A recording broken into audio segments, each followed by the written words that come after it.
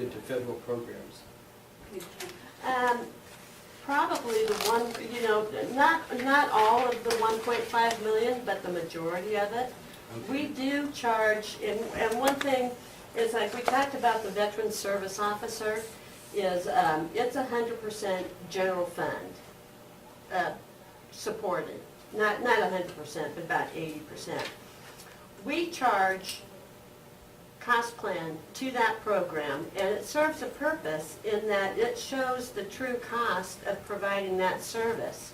So when they do expense claims to the state or any other agency, those costs are included in it, and we get credit for that. So they increase the amount of subvention. And that's the purpose of the cost plan, is to be Exactly. able to maximize how much your federal reimbursements are and how much your state reimbursements are. Well, right, and so that's why we want to, in my opinion, that's why we want to include the cost See, plan. you get me wrong when you think I'm against A87. I think it's a great program, and it should be, and the way you've set up and administered it is right on and it's spot. I just don't think that charging the general fund departments for the general Well, fund, because actually, no, there is a purpose because I to have to that. give the veterans guy, you know, $110,000, and then he gives you Okay. $25,000 of it Well, back. let's talk about the ag commissioner, because it's the same thing. We do not charge him.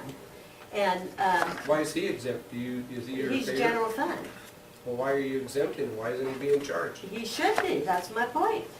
Anyway. You're falling down on So your job. anyway, you were doing really good about how, until, What's the rationale for charging the general fund? You were gonna make that point. the thing is No, that Marty, don't be helping her. that we ensure that it gets reported to the state and federal programs who provide Well, subventions. the state and federal programs won't accept it unless they know, they want the totality That's right. study, and they want to know what's their share, Right. what's the state share, and then what's our share. And we provide that to them, And you have to have the whole pot. yes. I mean, Absolutely. there's no argument there, but I'm just Right. saying is that when you charge yourself, I mean, you go ahead and pencil it out. You have to have this, but in terms of actually applying the charge physically to a general fund budget, it makes absolutely no sense. That's my point. Opinion. Council instead. Okay. We charge the general fund departments, but it comes back into the top of the budget as a revenue, Right. which helps fund the It's a general wash. fund. So essentially, it's a wash to them. It is a total wash, but what you do is you take an $80 million budget and you spin it out to be like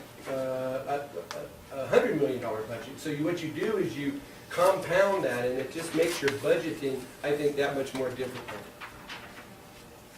Moving on. And confusing. We don't do that. And it's designed to be more confusing, so people like Larry and I just shut down. Most supervisors don't have 40 years of experience. We get away with it in most cases. Okay, are there My any more last- questions like my about cold the? dying breath, just like on the gun. I'm Oh, good. no, Where is it? I just wanted to clarify that. Yeah, thank you. Okay. So we also, the auditor also maintains a data processing budget.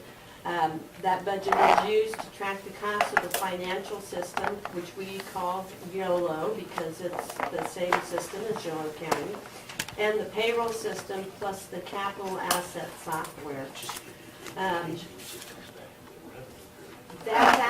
That budget it actually costs us less to run those systems than it did several years ago. Just the new technology. I did include a piece, a certain amount in the budget for payroll enhancements and to upgrade the capital asset software this year. I think the whole thing was less than $10,000. Richard discussed moving on to Fund 140. Richard discussed with you the 0678, where we'll be purchasing the upgraded software for the press system operating Windows-based. So I won't